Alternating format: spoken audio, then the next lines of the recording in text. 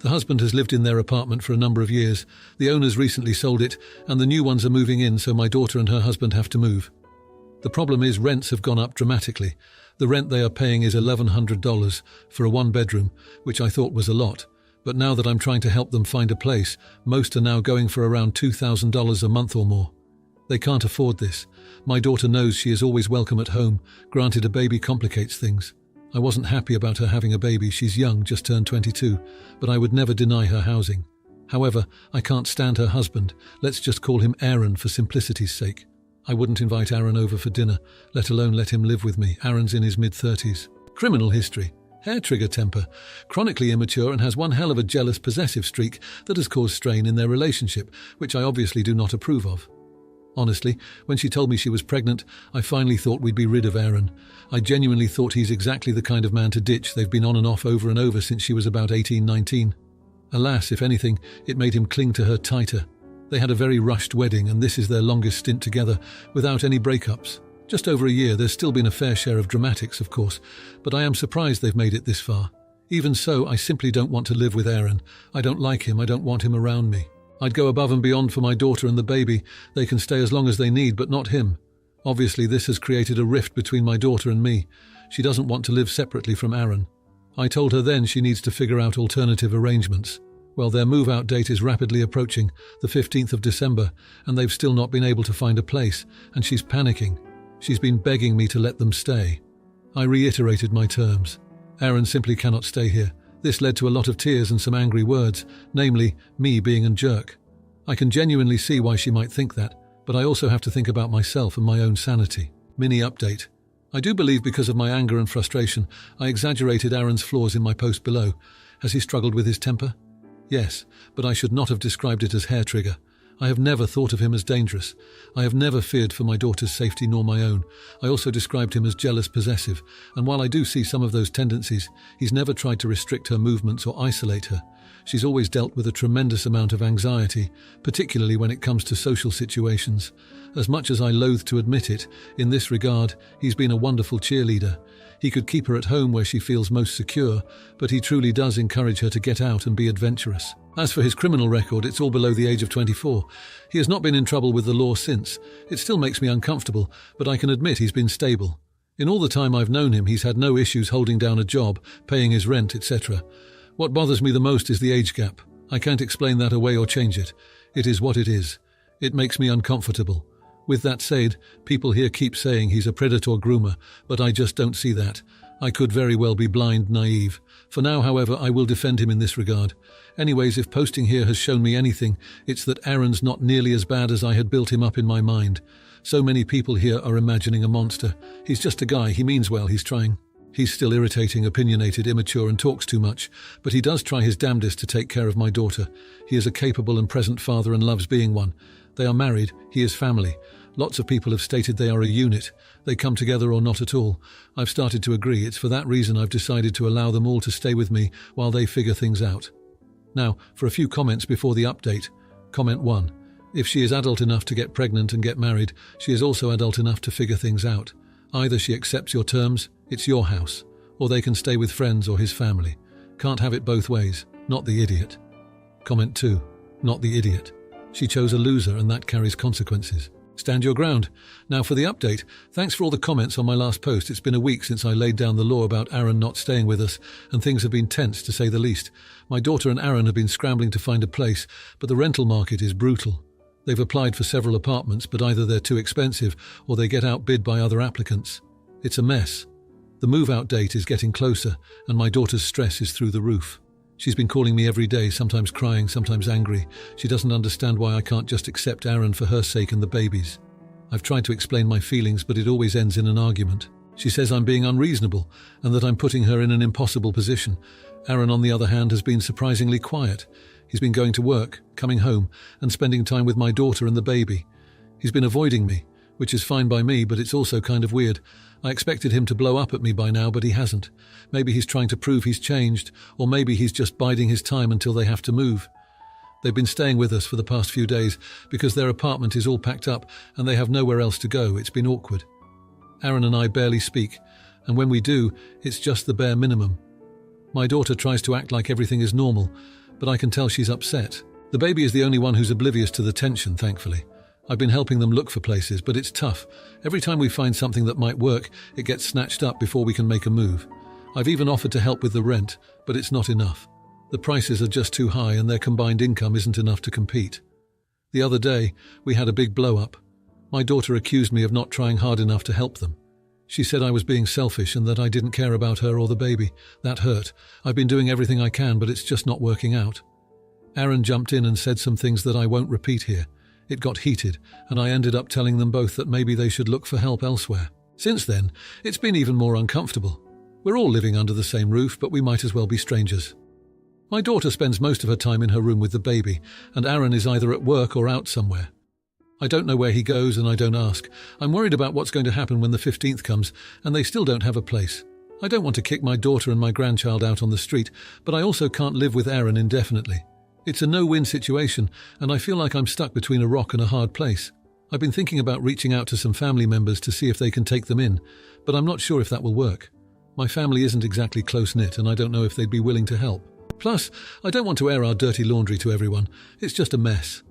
I love my daughter and my grandchild more than anything, but this situation with Aaron is driving a wedge between us. I don't know how to fix it without compromising my own principles. I'm hoping for a miracle at this point, but I'm not holding my breath. Now for the comments. Comment 1. Been there, mate. My sister's boyfriend was in the same boat, and I couldn't stand the guy. But when push came to shove, we had to put our differences aside for her sake. It's rough, but sometimes you gotta bite the bullet for family peace. Comment 2. Hey, have you tried reaching out to local housing assistance programs? Some places offer emergency support for situations like yours. It might help take the pressure off while they search for a more permanent solution. Hang in there and good luck. Now for the next story. I, 40-year-old female, am South Asian, and my husband, Luke, 42-year-old male, and the rest of his family are white. We have a beautiful 14-year-old daughter, Amara, who has decided to start wearing bindis in day-to-day life 2 months ago. Before anyone asks, no, I didn't pressure her into this decision. This was all on her own, and I don't even wear bindis daily. I helped her buy a bindi bag, and Amara had carried it around with her whenever she'd be gone from home for more than a day ever since. Last weekend, I let Amara go to my sister-in-law, Bree's, 45-year-old female, house. Bree has 2 kids, Danielle, 15-year-old female, and Chase, 13-year-old male. Saturday afternoon, Amara called me crying and told me that Danielle and Chase had been teasing her about the dots on her forehead since Friday. That morning, Danielle and Chase had grabbed the bag out of her room and dumped it into the pool as a prank. It sank to the bottom, and since Amara can't swim, she wasn't able to grab it. Amara went to Bree and told her what happened, and Bree took Danielle and Chase's side, saying it was kids being kids, and that they did Amara a favour with that prank. I comforted my daughter over the phone and went to go pick her up soon after Amara said she didn't want to be at Bree's house anymore. Once I got there, I helped Amara put her bag into the trunk before going to Bree to confirm the story. Bree confirmed it and doubled down on what she said hard. I was irritated at that and soon left with Amara. When we got home, I told Luke what happened, and he suggested not having Amara go over to Bree's house until Bree apologises for saying that the kids did Amara a favour by throwing her bindi bag into the pool, and the kids apologise for the incident itself. I agreed with that being a good idea, but checked to make sure Amara was okay with it first. Amara said that she doesn't even want to see her cousins or aunt now anyways, so I sent Bree a text explaining that Amara wouldn't be coming over unless they all apologise. I didn't get a response at first, but when I did, Bree was telling me that was unfair and that I was punishing her and her kids over a dumb prank. I just replied that I just want an apology for my daughter, and that should be a simple request. Bree didn't reply back, but my mother-in-law ended up calling me and telling me that I was horrible for not letting Bree see her niece, and that both Amara and I needed to get over the incident, when I explained Amara doesn't want to be around Bree or her kids either. Luke is on my side with this, but my mother-in-law won't stop texting about how I need to just let this go and let bygones be bygones. Edit. I ended up editing this since I accidentally used my husband's real name a few times due to getting angry while writing this post. Now for a few comments before the update. Comment 1. Not the idiot, good for sticking up for your kid. Your mother-in-law is enabling discriminatory bullying. On a different note, it would be good to teach Amara to swim. It's a good life skill to have. Comment 2. Not the idiot, but OP, you might want to edit the second half of your post, since I think you used your husband's real name and not Luke. Now, for the update, thanks to everyone who read my last post. It's been a month since the incident at Bree's house, and things have been tense, to say the least. After the whole bindi bag situation, I thought things would eventually cool down, but it seems like they've only heated up. Luke and I have been trying to navigate this family drama while keeping Amara's feelings at the forefront. She's been pretty shaken up by everything, and it's clear that the teasing from her cousins has left a mark. We've been doing our best to support her, encouraging her to express herself and her heritage without fear. She's been sticking to her decision to wear bindis, and I'm proud of her for that. In the weeks following the incident, Bree never reached out to apologize. Instead, she's been playing the victim, telling anyone in the family who will listen that I'm being unreasonable and that I'm the one causing a rift in the family. It's frustrating because all I wanted was for her to acknowledge that what happened was wrong and to apologize to Amara. Luke's been a rock through all of this, standing by our decision to keep our distance from Bree and her kids. He's tried talking to his sister, but she's stubborn and insists that we're blowing things out of proportion. It's put him in a tough spot, being caught between his sister and his wife and daughter, but he's not wavering. The situation with my mother-in-law hasn't improved either. She's been relentless, sending me messages almost daily, urging me to forgive and forget. She even tried to guilt-trip me by saying that family should stick together no matter what. I understand where she's coming from, but it's not just about the prank anymore. It's about respect and understanding, and it seems like we're not getting that from Bree or her kids. Amara's been avoiding family gatherings, which is sad because she used to love them. She's been sticking close to home, spending time with friends who support her. It's been a relief to see her smile and laugh with them, but I know she misses the family connection. Luke and I have had a few arguments with his mum over the phone. She's adamant that we're making a mountain out of a molehill and that we should just let the kids be kids. But we're not backing down. It's about the principle of the matter, and we want Amara to know that we have her back. The tension came to a head last week when Bree showed up at our house unannounced. She wanted to talk, but it quickly became clear that her version of talking was more about telling us what we should do rather than listening. She still didn't apologize, and when I brought it up, she got defensive, saying that we were trying to make her kids out to be villains. The visit ended with Bree storming out and Luke and I feeling more frustrated than ever. It's like we're stuck in this cycle of conflict with no end in sight. I've been losing sleep over it, wondering if there's a way to mend fences without compromising our values. Amara's been quiet about the whole thing lately, but I can tell it's weighing on her. She's been more withdrawn, and I worry about the long-term impact this family feud might have on her. Luke and I have been considering family therapy to help us all process what's happened and to give Amara a space to talk about her feelings. As for the rest of the family, they're divided. Some agree with us that Bree and her kids were out of line, while others think we should just get over it. It's made for some awkward conversations and has definitely changed the dynamic at family events. Luke and I are at a crossroads. We want to protect our daughter and stand up for what's right, but we also don't want to be the cause of a permanent family split. It's a tough spot to be in, and right now, there's no clear solution in sight. The emotional turmoil is real, and it's not just affecting us. It's affecting Amara too. She's caught in the middle of this adult drama, and it's not fair to her.